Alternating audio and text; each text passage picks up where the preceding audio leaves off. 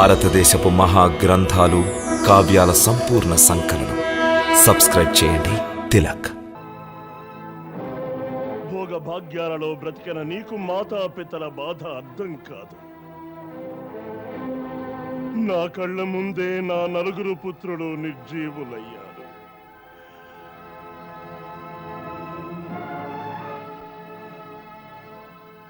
నీవు వాగ్దానం చేశావుగా, మేము సాక్షాత్తు ఈ యమధర్మరాజునే నిలువరించగల మహావీరులవని. అసత్యవాడినందుకు నీవు తగిన శిక్ష అనుభవించవలసినదే పార్థ. ఏవైనవి పార్థ నీవు పలికిన ప్రగల్భాలు, ఏవైనది నీవు చేసిన భీకర ప్రతిజ్ఞ. ఆహా, ఎంత చక్కగా చెప్పావు అర్జున. మహావీరుడైన శంకరుని సైతం ఈ భుజబలంతోనేగా మెప్పించానని వచించావు అర్జున. నీ ఈ గర్వమే మా సంతానాన్ని నాకు దూరం చేసింది. పార్థ, నీ వంటి అసమర్థుని మాటలు వినడం వల్లనే ఇప్పుడు ఈ బిడ్డని దూరం చేసుకున్నాను.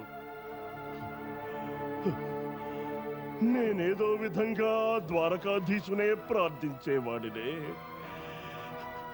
కృష్ణుడే వచ్చుంటే నా బిడ్డ బ్రతుకుండేవాడు. పార్థ, సర్వసమర్థుడనంటూ నీ వచ్చావు. ఏం సాధించావు? నీవు వీరుడవా?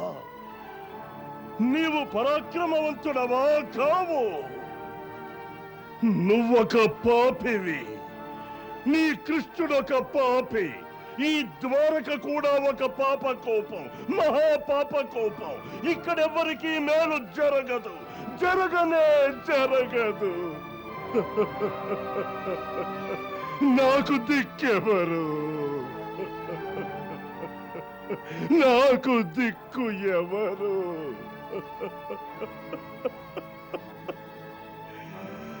తమరు మమ్ము విశ్వసించండి, మేము తమ పుత్రుని అవశ్యం తీసుకువస్తాము. మళ్ళీ అదే అహంకారం. ఏ ప్రారబ్ధమో ఇది. నీ కళ్ళ ముందే నా బిడ్డ నాకు దూరమైనా నీవు మళ్ళీ తిరిగి తీసుకొస్తానంటున్నావా? నన్నొక మూర్ఖుడిగా భావిస్తున్నావా అర్జున? నమ్మండి, మేము యమలోకంలోనే కాదు, ముల్లోకాలలో మీ బిడ్డ ఎక్కడ ఉన్నా తీసుకొచ్చి అప్పగిస్తాం. ఓరి అహంకారి క్షత్రియుడా, ఇంకెవరి దగ్గరకైనా వెళ్ళి నీ గొప్పతనాన్ని చెప్పుకో, బాగా ఆలకిస్తారు. నేను నీ ప్రతాపాన్ని, బలాన్ని స్వయంగా చూశానుగా. నీవో చేతగాని వీరుడవు, అంతే.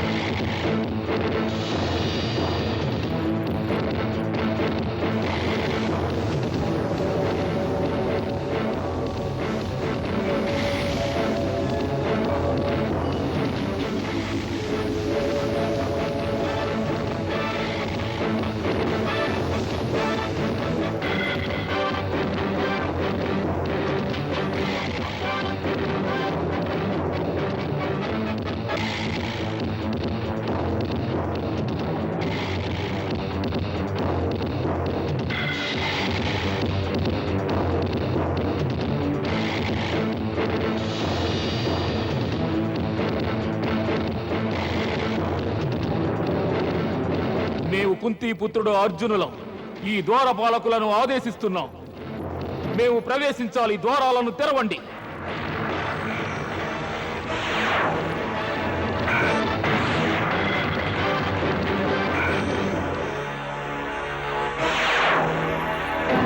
ఓయి మానవ, ఇవి సంయమనపురి ద్వారాలు. ఇది యమరాజుల శాసనం. ఈ స్థానం మత్స్యలోకపు జీవులకు నిషిద్ధం.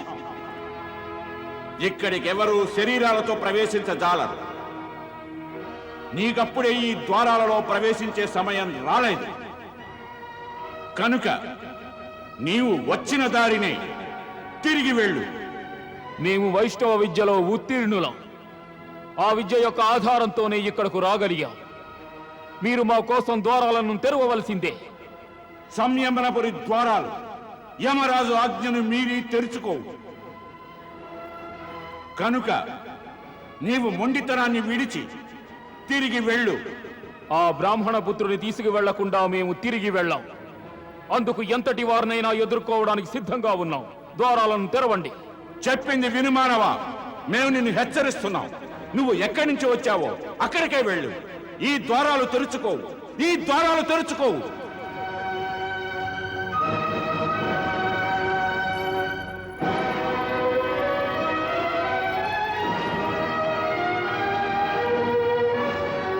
తెరుచుకుంటాయి, అవశ్యం తెరుచుకుంటాయి. నీవు మా పరాక్రమం గూర్చి ఎరుగవు. మేమీ ద్వారాలనే విధ్వంసం చెయ్యగలవారము.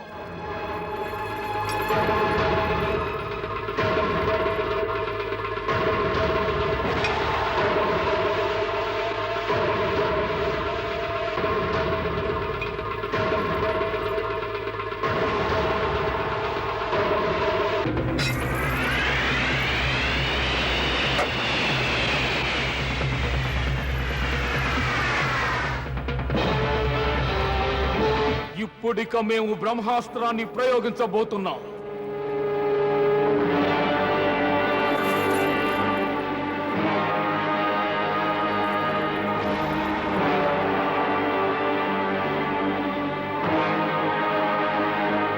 ఓ బ్రహ్మదేవ, మా అస్త్రాలన్నీ ఈ సమయాన విఫలమయ్యాయి. అందుకే మేము తమ ప్రసాదితమైన బ్రహ్మాస్త్రాన్ని ప్రయోగిస్తున్నాం. మేమీ అస్త్రాన్ని ప్రయోగించగానే తమచే సృష్టించబడిన సమస్త విశ్వము నాశనమైపోతుందని మాకు తెలుసు. ఈ సంయమనపురి కూడా శిథిలమైపోతుంది. మా వాగ్దానం నెరవేర్చుకునే మార్గం గోచరించక మేము ఈ అస్త్రాన్ని ప్రయోగిస్తున్నాం. హే దేవా, తమరు మమ్ము క్షమించాలి.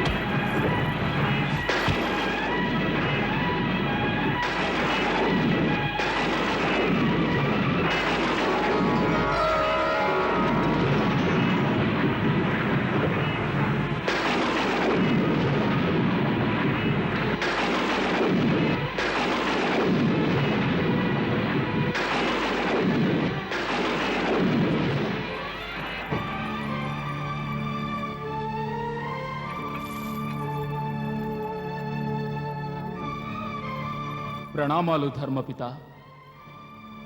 శుభం కలుగుగాక వత్స. పుత్ర, ఏమిటి దుస్సాహసం? బ్రహ్మ సృష్టి వినాశనవా? ఎందుకు?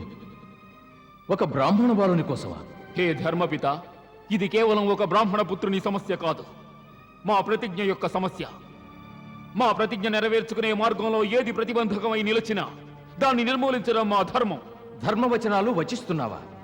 అటులైన ఎందుకు మరచావు? ఒక ధర్మాన్ని నిర్వర్తించడం కోసం అంతకన్నా గొప్ప ధర్మాన్ని బలి చేయరాదని నీకు తెలియదా? ఏమంటున్నారు తమరు? అవును, ఏ మానవుడికైనా బ్రహ్మాస్త్రాన్ని సమస్త లోక కళ్యాణం కోసమో లేక ధర్మస్థాపనం కోసమో ప్రదానం చేయబడుతుంది. కానీ ఈ విధంగా తమ స్వార్థం కోసమో సృష్టి వినాశనానికో కాదు అర్జున. మా స్వార్థం కోసమా? నిస్సందేహంగా ప్రస్తుతం నీవు కేవలం అల్ప స్వార్థం కోసమే ఈనాడు ఈ మహా వినాశక శక్తిని ప్రయోగించాలని తలచావు. నీ స్వార్థానికి కారణం నీవు పూనిన ప్రతిజ్ఞ. నీవా ప్రతిజ్ఞను నెరవేర్చనిచో దానికి మూల్యం నీవు ప్రాణాలను త్యజించడం. ఇది స్వార్థం కాదా? కేవలం నీ ప్రాణాలను నిలుపుకోవడానికే నీవీ విధంగా ప్రళయాన్ని సృష్టించాలని తలచావు. దీన్ని ధర్మపాలనంటారా?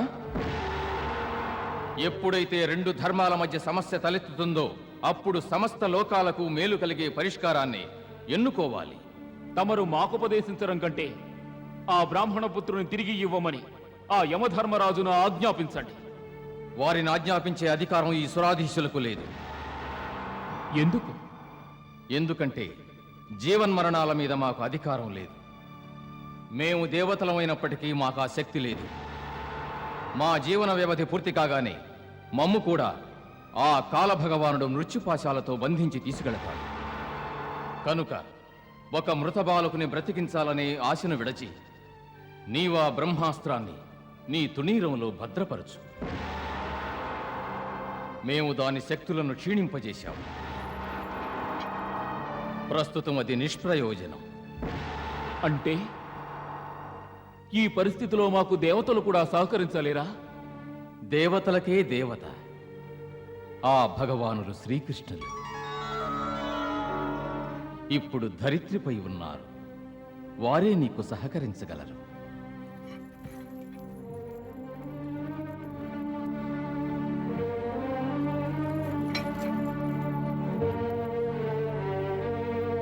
శుభం కలుగుగాక వత్స.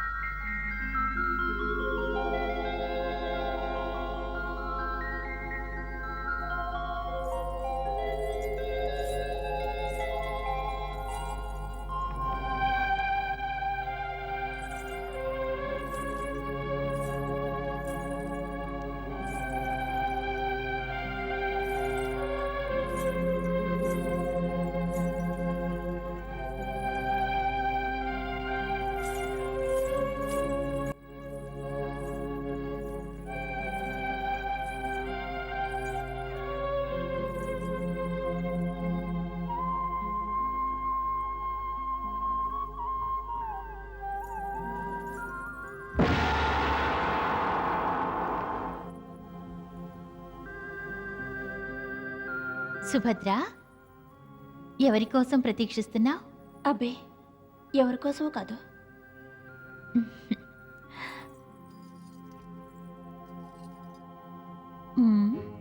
నీవు దాచినా మేము కనిపెట్టగలమో. పార్థుని కోసమే నీ ప్రతీక్షణ, అవునా? అవును వదినా. వారు ఎలా ఉన్నారో ఏమోనని చింతిస్తున్నావు. పార్థుడు వారికి ఏమైనది వదినా? పార్థుడు ఆ బ్రాహ్మణ పుత్రులను తీసుకురావడానికి యమలోకానికి వెళ్ళాడు. యమలోకానికా? అవును సుభద్ర. వారు అక్కడికి ఒంటరిగా వెళ్ళారా? అవును. అసలు అసలు వారిని ఎందుకు ఒంటరిగా వెళ్ళనిచ్చారు వదినా? చెప్పండి వదినా, ఒంటరిగా ఎందుకు వెళ్ళనిచ్చారు? సుభద్ర, పార్థుడు అసాధారణ పురుషుడు. నీ ఒక విషయం తెలుసుకోవాలి. పురుషులు ఏదైనా తలిచారంటే వారిని ఏ శక్తి అడ్డగించలేదు. ఇప్పుడు అతని ప్రతిజ్ఞ ఏమిటో కూడా నీకు తెలుసు. వదినా, మా మనసు ఎందుకు నేడు కీడు శంకిస్తున్నది.